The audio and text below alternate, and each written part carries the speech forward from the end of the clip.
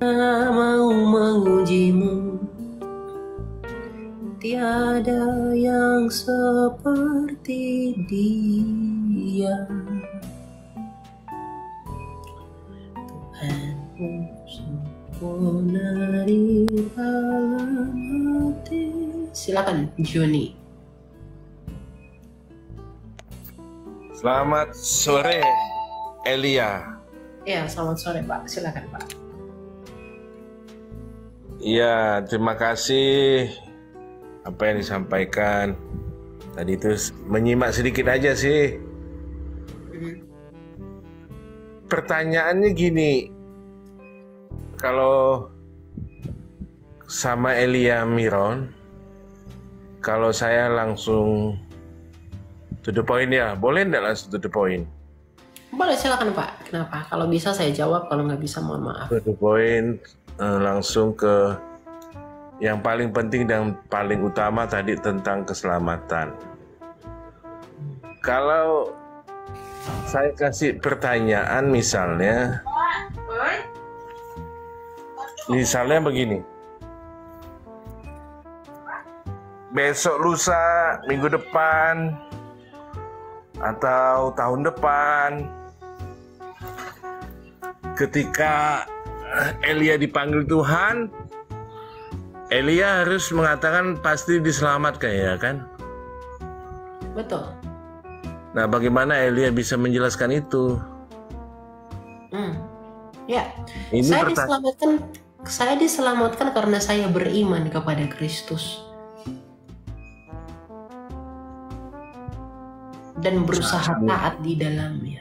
Artinya, iman yang saya percayai itu disambut dengan baik oleh kehendak saya di dalam hati dan pikiran saya. Itu yang menyelamatkan saya. Nah, iman yang menyelamatkan itu seperti apa? Iman yang percaya kepada Kristus sebagai Mesias, Tuhan dan Juru Selamat. Nah, katanya iblis pun percaya bahwa Yesus itu Mesias dan Juru Selamat. Iblis pun percaya, tapi tidak mendapat pengampunan karena iblis itu roh yang mendapat pengampunan yang punya darah dan memiliki roh, hanya manusia. Karena Ibrani 9 ayat 22, tidak ada pengampunan dosa tanpa penumpahan darah. Iblis itu nggak punya darah. Dia diampuni dengan apa? Makanya hanya darah Kristus yang menyelamatkan. Ya, kita tahu bahwa iblis itu tidak ada pengampunan karena dia roh tadi. Nah, kalau hanya mengatakan bahwa Yesus itu Mesias, Yesus itu anak Allah, ya itu tidak ada jaminan keselamatan di situ. Oh enggak, itu jaminan bagi keselamatan saya. Saya membuktikan keselamatan saya itu dengan perbuatan saya yang baik kepada semua orang. Aduh.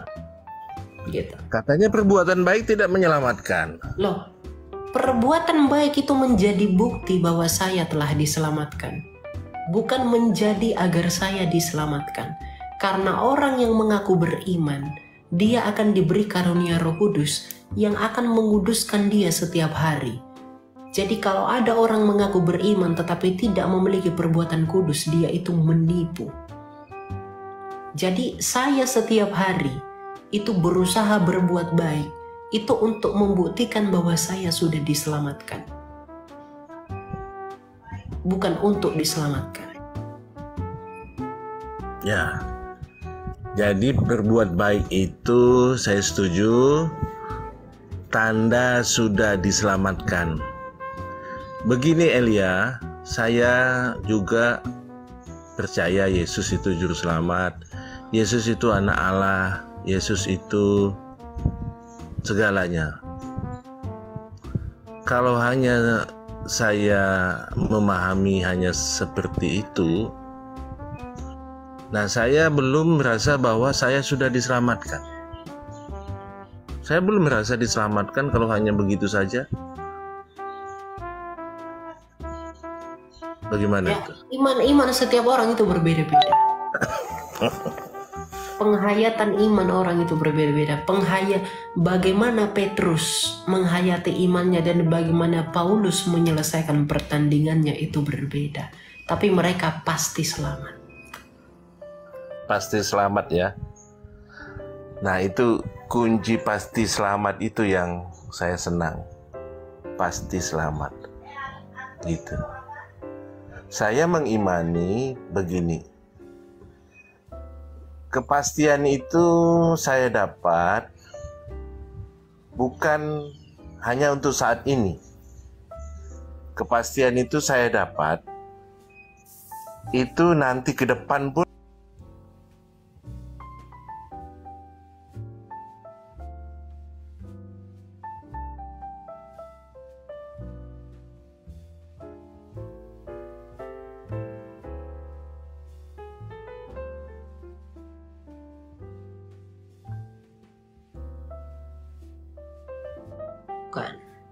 Kepastian itu ketika kita sudah mau menyelesaikan pertandingan. Sama seperti ketika Anda lari estafet. Kalau Anda masih di tengah, bagaimana mungkin Anda mengaku pasti menang? Demikian juga orang beriman. Orang yang beriman itu dikatakan pasti ketika dia mau menyelesaikannya. Karena begini, kamu pasti diselamatkan. Itu bukan dalam pengertian ketika kamu beriman tetapi berbuat dosa sebanyak apapun kamu diselamatkan, bukan begitu. Tetapi itu dalam pengertian bahwa kasih karunia Allah yang menyelamatkanmu kapanpun kamu berbalik ke sana, kamu akan diselamatkan olehnya. Jadi kapanpun apa? Berbalik kepada Dia. Sama seperti orang yang berbuat jahat dalam hidupnya setiap hari. Tapi kemudian menjelang kematiannya dia tidak bisa lagi berbuat baik. Tapi dia mengaku dosanya kepada Tuhan dan mengakui Kristus. Itu maksudnya. Orang-orang seperti itu akan diselamatkan. Tapi kalau kita dengan penuh kesadaran mengaku percaya Yesus, tetapi selalu berbuat dosa dengan senangnya tanpa merasa bersalah, tidak ada kepastian di dalam orang itu. Oke. Kita levelnya bukan yang seperti itu, Elia. Kita levelnya adalah yang tadi sudah disampaikan, ketika kita mendapatkan kepastian bahwa kita selalu berusaha berbuat baik. Itu level kita ya. Betul. Bukan lagi seenak-enaknya berbuat dosa, bukan. Bukan seperti itu. Nah, saya sampaikan tuh begini, saya juga ditanya sama ya teman-teman, sama apa gitu, tetangga, jadi Kristen tuh seperti apa. Nah, saya mengatakan begini, bahwa saya mengimani bahwa kapanpun saya mati, entah itu besok, entah itu seminggu lagi, entah itu sebulan lagi, entah itu setahun lagi, saya pasti diselamatkan. Yang penting saya tidak meninggalkan keyakinan dan kepercayaan itu. Nah, Elia setuju enggak? Halo. Ini harus pakai handphone apa gimana sih? Coba ya pakai handphone. Halo. Bentar, tunggu. Halo. Oke. Ya. Sekarang saya tanya kembali kepada Bapak. Ketika misalnya Anda mengaku Kristen, besok Anda merencanakan membunuh seseorang, saya harus habisi dia, bunuh dia dengan keji, potong tubuhnya dan lain-lain. Bapak rencanakan itu dan Bapak lakukan besok hari. Dan kemudian besok hari setelah Anda sudah menyelesaikan itu, ya, dalam keperkasaan karena merasa berhasil, saya telah membunuh, tiba-tiba ada yang menembak Bapak dari belakang, tak, dan Bapak meninggal. Apakah Bapak diselamatkan? Itulah suatu perumpamaan yang suatu contoh perbuatan yang mustahil itu di dalam kekristenan. Tadi saya udah bilang level kita itu bukan seperti itu. Level kita Bukan itu masalah level, Pak. Ya, Alkitab berkata, hendaklah kamu menjadi sempurna sama seperti Bapa adalah sempurna. iya. Makanya itu dia. Kristus mengatakan begini. Berjaga-jagalah, perhatikan langkahmu, waspadalah. Yesus selalu bilang itu, waspadalah. Agar ketika kematian itu datang seperti pencuri, kita tidak didapati telanjang. Yang begitu maksudnya. Jadi kalau Bapak katakan kita tidak di level begitu, no. Tujuan kita menjadi Kristen, Pak, itu untuk apa? Hanya satu, menjadi serupa dengan Kristus. Kalau kita sudah menjadi serupa dengan Kristus, artinya kita mengikuti apa yang Kristus lakukan. Dia mengampuni, dia mengasihi, dia melayani, dia membangun sesamanya, dia mengutus saudaranya, dia menyembah Bapanya. Jadi tujuan orang Kristen itu bukan kamu di level ini, bukan begitu, Pak. Karena Kristus pun yang walaupun Filipi 2, yang walaupun dalam rupa Allah, ia tidak menganggap kesetaraan dengan Allah. Ketika dia menjadi manusia, Pak, dia tidak menjadi manusia yang super power. Dia malah lebih hina dari kita. Jadi ukuran Bapak yang mengatakan bahwa kita tidak di level ini, di level itu.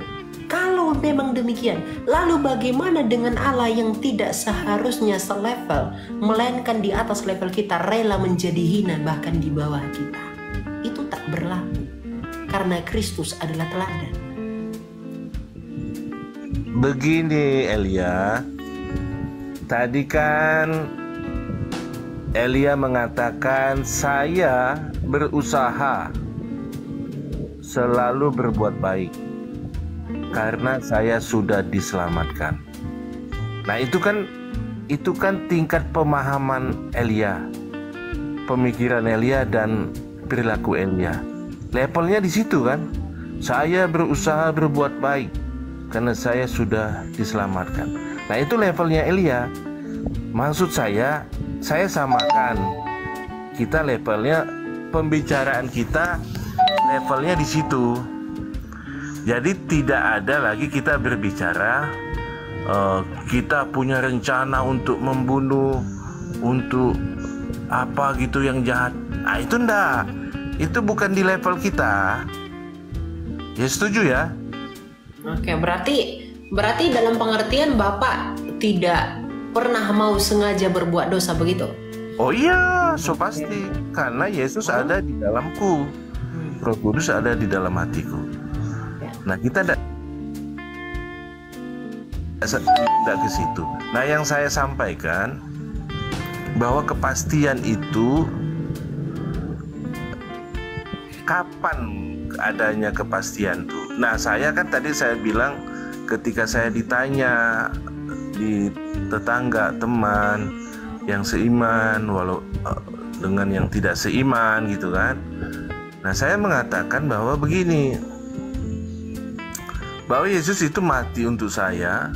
Dia menyelesaikan semua dosa saya, sehingga saya punya kepastian bahwa entah itu besok, entah itu lusa, bulan depan, tahun depan, kalau saya mati, saya pasti diselamatkan.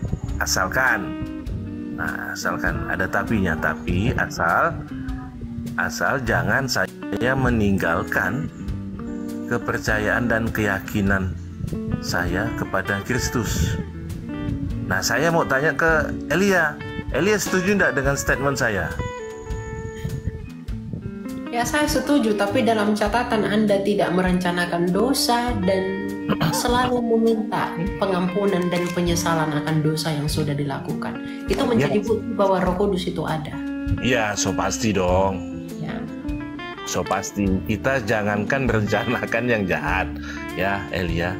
kita terhilap berbohong saja, kita sudah merasa bahwa oh ini tidak betul, ini ampuni aku Tuhan. Nah itu ketika bahwa di dalam hati kita ada Roh Kudus, jangankan kita mau berniat jahat, ketidaksengajaan berbohong saja kita sudah merasa menyesal. Betul.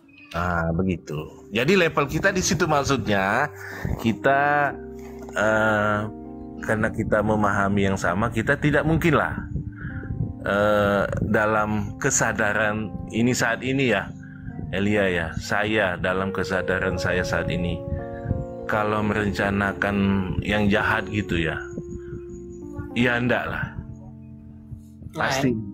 Puji Tuhan kalau begitu. Nah kan begitu, sehingga kepastian yang saya sampaikan itu jauh ke depan.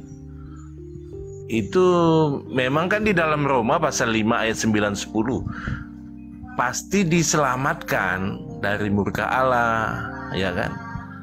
Pasti diselamatkan dari dalam hidup yang kekal. Nah, kepastian yang saya dapatkan itu, yang tadi Elia bisa memahami tidak bahwa jauh ke depan itu saya saat ini kan saya mengatakan saya diselamatkan. Nah, nanti itu entah setahun lagi saya pasti diselamatkan. Nah, setuju ya gitu ya? Tapi jangan jadi seperti Yudas ya. Ya. Nah, begitu. Jadi kepastian Yudas pun percaya Yesus, tapi dia menjual Yesus dan dia tidak selamat.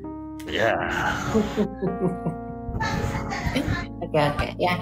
Jadi poin kita itu adalah kita sama-sama beriman kepada Tuhan, dan mari sama-sama kerjakan semuanya itu untuk menjadi, kalau tidak bisa sempurna dan tidak akan bisa sempurna, tapi menjadi sempurna. Menjadi itu indikasi bahwa kita ada proses. Jadi berproses menjadi sempurna. Karena proses menjadi sempurna menuruti keinginan Tuhan itu adalah bentuk respon hati yang mau tunduk kepada Dia, meskipun kita kadangkala gagal di dalam proses itu. Tapi Tuhan itu tidak melihat hasilnya, Dia itu melihat hati kita. Kalau hati kita mau berproses ingin menjadi serupa dengan yang Dia mau, meskipun Dia tahu itu tidak mungkin, itulah yang menjadi sukacita bagi Allah sendiri atas keinginan hati kita. Gitu. Karena tidak ada yang sempurna di tanah ini. Makanya Nabi Yesaya bilang, tidak ada yang layak. Perbuatan baik kami seperti kain kotor di hadapan Allah. Jadi tidak ada yang layak. Tapi kalau hati kita meresponi panggilan Allah dengan penuh tanggung jawab bahwa aku mau menjadi serupa denganmu ya Tuhan, yaitu Kristus yang datang dari Bapa kita itu, nah maka kita berusaha di dalam prosesnya. Nah, walaupun nanti kita kadang jatuh ya, kemudian bangkit lagi. Artinya ada niat. Daripada dengan orang yang sama sekali, oke lah nggak apa-apa, buat dosa aja. Nah itu beda hal. Artinya respon hati. Makanya dalam Amsal dikatakan, jagalah hatimu dalam segala kewaspadaan, karena dari situlah terpancar kehidupan. Kalau itu tidak hanya berbicara tentang kehidupan sekarang, tapi juga kehidupan yang akan datang. Begitu. Jadi mari kita kerjakan bersama-sama agar kita bertemu dalam kerajaan Bapa kita itu. Ya? Oke Pak Joni? Tuhan berkati selalu.